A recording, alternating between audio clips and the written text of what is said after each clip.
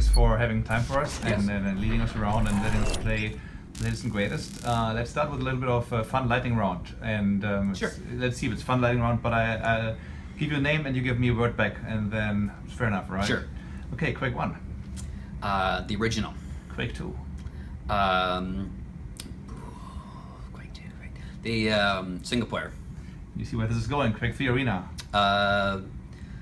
Multiplayer. Enemy Territory. Quake Wars. Team-based multiplayer. That's more than one word. All right, and then Quake 4. Return to Quake 2. Quake Live. True multiplayer. So the balance of 21 years Mhm. kind of tilts toward the multiplayer part here, right? How does it feel to come back to like one of the franchises that you've worked on for like decades now? Yes, the working on Quake for me is really special because I designed the shareware episode of the original Quake 1. So Quake is very dear to me, and it's really exciting to bring back a multiplayer version of Quake because I believe most people's fond memories of Quake are playing multiplayer, playing with their friends. Lots of people, it was their first time they played an action multiplayer game ever. So when people heard that we were developing a new multiplayer Quake game, they were very excited to kind of relive some of those memories of playing multiplayer. So are you the sage now saying, hey, younger designers, you weren't even born, you were looking over at the old boxes in the beginning earlier on. How's your role in all of this these days? I have the best job. I do because I get to I still get to design games. I still get to make games, which is awesome. There is a generation shift. It's fun to for lack of a better description, reintroduce people to true arena multiplayer games. Because for so long, multiplayer games really started to be just these modern military shooters. And to bring Quake back is really exciting because for a lot of people, it's something new. Like for instance, we have some people that are playing in our closed beta, and I've had people say, "What's quad damage?" So it's very fun to introduce these classic concepts to a new generation.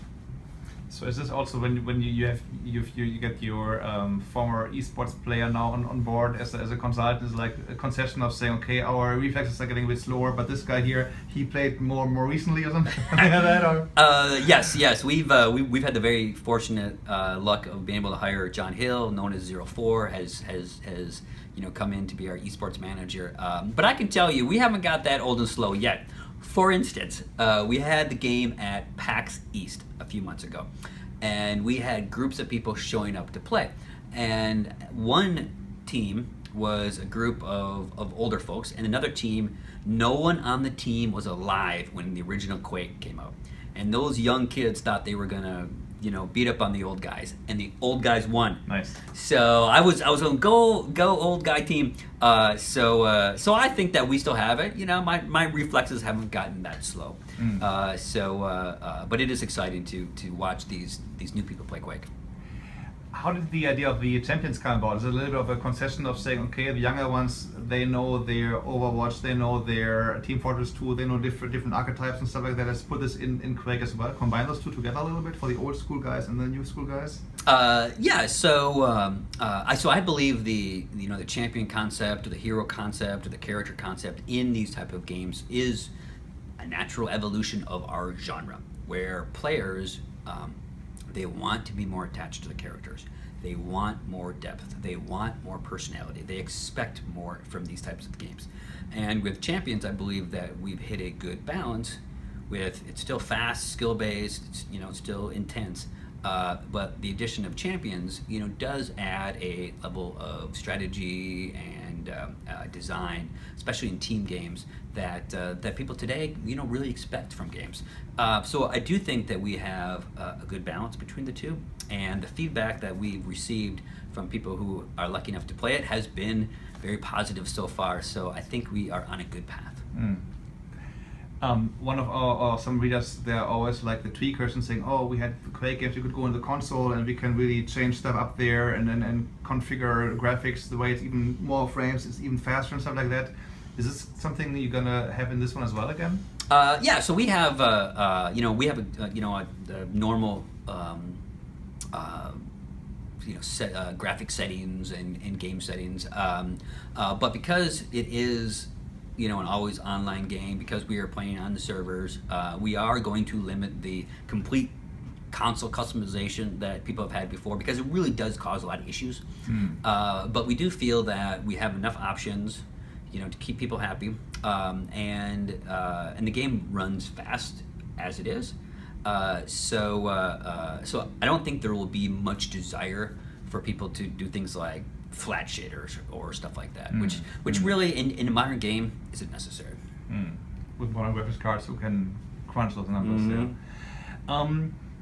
How about integrating maps from Quake Live, say Elder or something like that? You're saying, well, those maps change, or you have like some passages that can only open if you have the right key or the right gizmo for that. That'd be kind of cool, saying like one champion can open this pathway and this champion can open that pathway. Is this something you guys are thinking about, or is this too out there already? No, we have brought back some classic Quake Live, Quake 3 maps, like Blood Covenant is, you can see that it's Q3DM6 inspired by, and there are places in levels that certain champions can reach easier. Like for instance, on Burial Chamber, there is a pad and a teleporter way off across the lava, and of course Ranger, he just throws his Dire Orb and he can reach that. Also, there's a secret place on Ruins of Sarnoth that Ranger can access, or you can rocket jump to it. So we have talked a little bit about the whole key concept, and we've gone back and forth on that, but it's definitely not something off the table. But we are designing things into levels that certain champions can maybe access or have an easier time getting to, and things like that, because we do feel that it adds kind of that level of depth to the gameplay that I think people are attracted to. And by encouraging to try out different champions, saying, okay, you know what, I like this champion, but if I tried this champion, I could maybe... Exactly.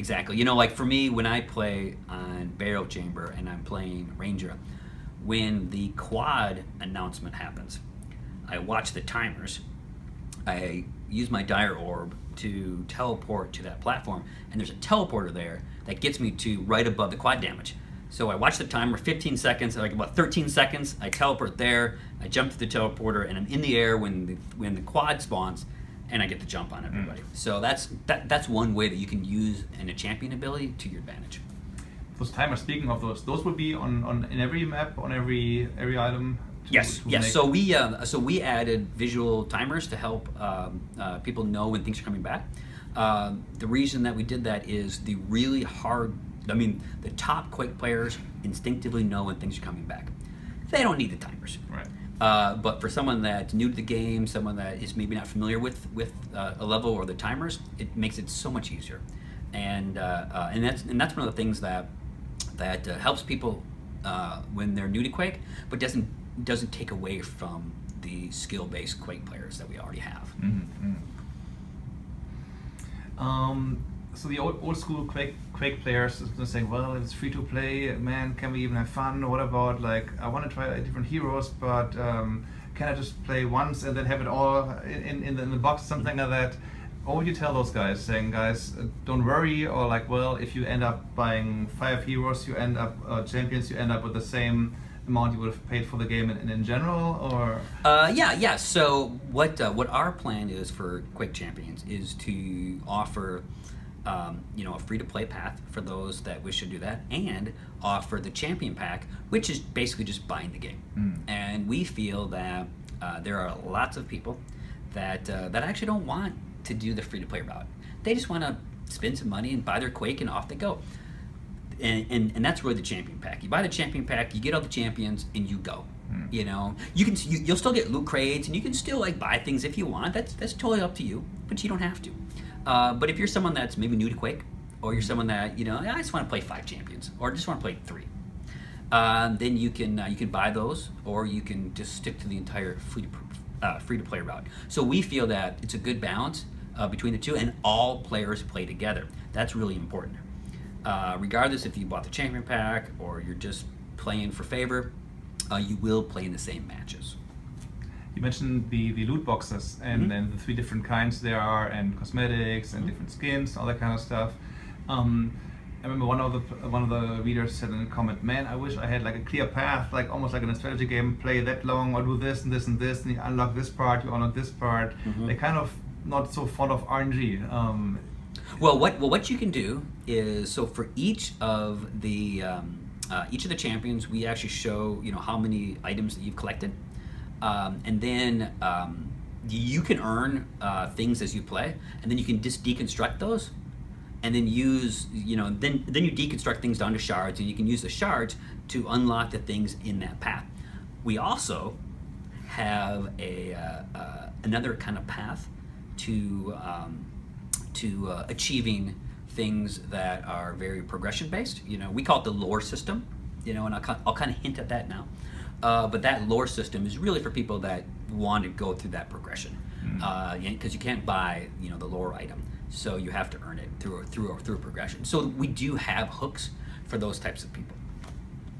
Because then if you play like for an hour and all you got is like stuff you already had, you're like, oh man, I wish I could have gotten like you were saying, going towards some sort of progression. Yes. And so if you to get that stuff you don't want it, just deconstruct it and buy what you want. Nice. Yeah, it works out. So you go away from the consoles for this one here. It is just because of the speed and just because of the tech. Because looking at like Overwatch, you can play that on PS4 and Xbox One pretty nicely too. So what was your reasoning behind saying, okay, this is PC only? For us, we wanted to make a game with no limitations and no excuses. We wanted to have a really fast experience. And there are, with the true Twitch-based dexterity that you have with a Quake game, it is difficult to transfer that to a console. Rocket jumping, not easy on a controller, and the speed at which you play is intimidating on consoles. So we wanted to focus on the PC. We wanted to make sure we hit all our esports objectives, where the world's best Quake players play in the PC, and watching those people play, it's amazing. So that is the game that we wanted to create at this time, and I do feel that there's millions of PC players, and it does allow us to focus on one system and one experience. You mentioned esports and the working together earlier. We just talked about a new play mode where it's like you guys worked with esports players together. Isn't that something that drags out development a little bit, saying, okay, we go to this convention or to PAX East, show them the things, and then we go back here and wait for the next one in Katowice in Poland, and get them in here maybe to have this like iterations go faster, or? So we are bringing in players. We're actually bringing in a team next week, a pro team that we will talk about later. But it's kind of exciting because they're a pro team for a different game. But they're hardcore Quake fans, and so they're coming in on site next week. We've had Texas has a good number of pro players, and our even our friends and family test, which was strictly just for Bethesda employees, we actually also invited some of the world's best Quake players. So we really try to make sure that we include those folks to get their opinion. Like I explained earlier, we basically tore apart a game mode twice based on pro player feedback. They're like, you gotta change it. We're okay, we'll change it. Tell us what we need. And that's one of the cool things about having a living game. So Quake Champions, when we ship it, when it's done, that will be the start of the game. And we will iterate, we'll change, we'll add new features, we'll add new game modes, we'll add new champions. And then we'll continually take player feedback. Once you get the game out to millions of people, things will be a little off. It's balancing, some levels, item placement, weapon damage. So we'll just gather all that input, and then we'll try to make the best decisions. Could we see maybe in the future not just cosmetic builds, but a little bit shifting around, saying, okay, maybe you give players a chance of giving this guy 5 points. You can put either in speed, you can put in shields and stuff, a little bit more like flavor of the month. That is a dangerous path. Yes, that would that would be changing, the inherent balance of the game more than even the champion abilities. And we're very careful that we're not pay to win. We're very careful that you can't grind to power. The best Quake player will still win this match. But with the different champions and the different play styles and the active abilities, we're giving other people a chance to be successful. You may not win the game, but you can be successful. But the moment we introduce elements like increasing speed based on items that you can buy or you can find, that is a dangerous position that we are going to avoid. Well, it could be for everybody, not just for like items you find, right? So yeah, it's just around tough. Your hero a little bit. Yeah, I mean, we have we have quad damage and we have protection, but that's the in-game events that everyone has. But in a game that has free-to-play elements, if you start to add things like that, it gets tricky really fast. So we're kind of try to avoid that and focus on what we think works best for our franchise. You mentioned the gap between pro players and well, not casual players, but people who aren't pro players, like myself. You probably beat me still in every other match or so. How important is matchmaking for you guys? Are you gonna come up with some smart solution? Because sometimes I'm in multiplayer games and I'm like, man, who's matchmaking these things you like Battlefront? When it came out, you're like, wait, so I'm level 10 or like in that level 30s in my group or against me, like how is this even possible? I know it's there is no perfect matchmaking solution. No game does it perfect. There are always situations where you can get yourself into that you're like, what? So because there are a number of different parameters that affect how you matchmake. There's ping, how far away you are. There is availability of servers. There is just is it more important to get you into a match, or is it more important to make you wait to play with people that are like you? That's a tough thing, and we have pretty advanced charts and graphs that we can slide around based on parameters. So we're going to try our best to get people put into the right groups. Of course, rank play, that's different situation altogether. But we will try our best. It won't be perfect, but we'll try to iterate on that and do our best.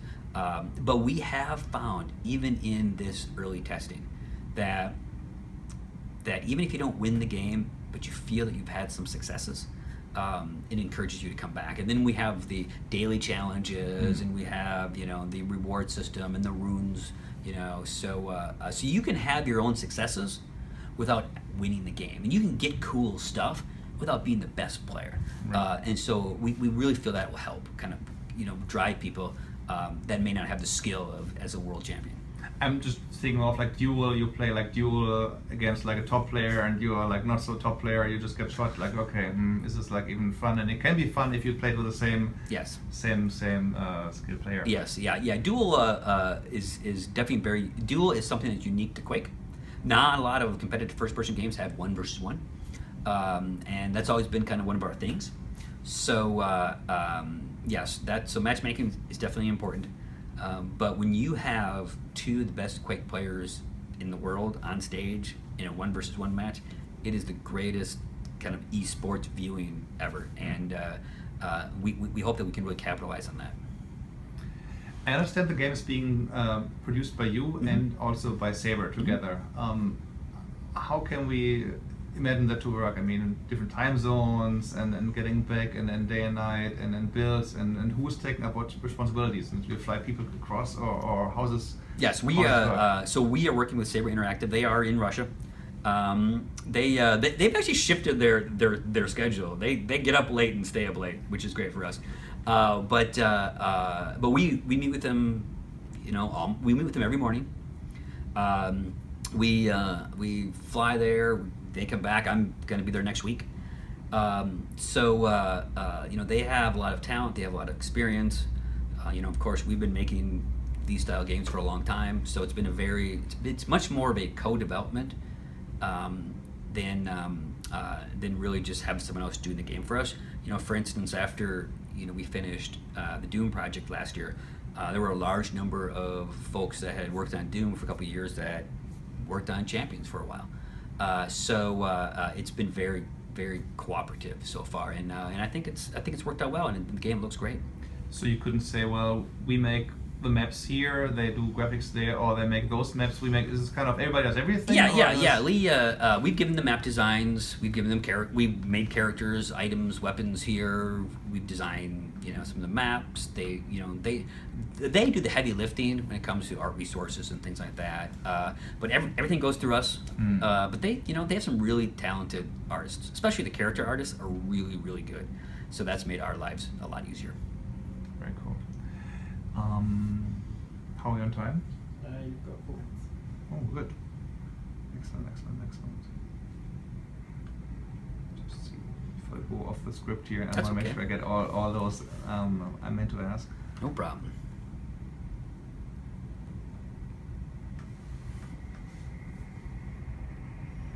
Do you enjoy playing today?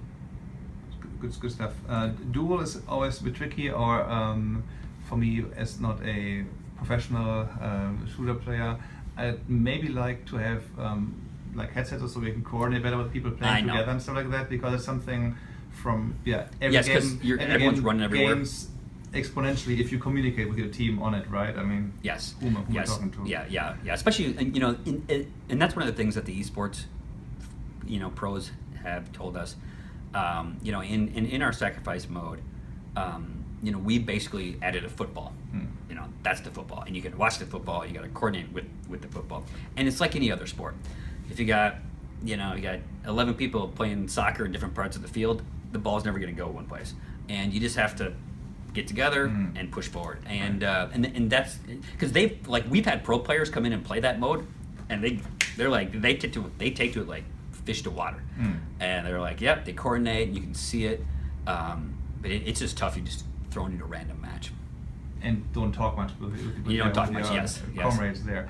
How do you think, like in like more philosophical question, team player or multiplayer games versus single player games? Is there still is like the single player shooter especially kind of fighting for survival a little bit, or will the two keep continuing to coexist? I think there's a place for both. I mean, look at Doom. The Doom came out last year. The single player was amazing. I mean, the multiplayer was amazing too. But lots of people love the single player, and so I think there's a good position, a good place for both of them. Quake is so multiplayer though. That's why we wanted to focus on that right now. But people have had a lot of great experiences playing single player in Quake games. But if you look at our studio and software, with what we did with Doom and now what we're doing with Quake Champions, you can see why we chose these directions, because it fits in our bigger portfolio. So then, 4 or 2 are just outliers, or are we gonna come back eventually to see how the story kind of? Because 4 was come on guys, it was a cliffhanger, really. Yes. And so. Yes. You know what? It's not. It's not dead, but we'll just have to wait and see. I mean, again, we have a lot of great ideas. We have a lot of great game concepts. It's just time and people, really. So we'll have to see. Maybe someday I'll write a book on what happened on Strogos or something. Of course, it was like, oh, here's your next mission, but then credits. Like, okay. So What's happening? Do you play games yourself other than shooters when you have time off, or when you're not in the office? Yes. So because I have 3 kids, I try to play games, with my kids as much as possible. They're getting a little older.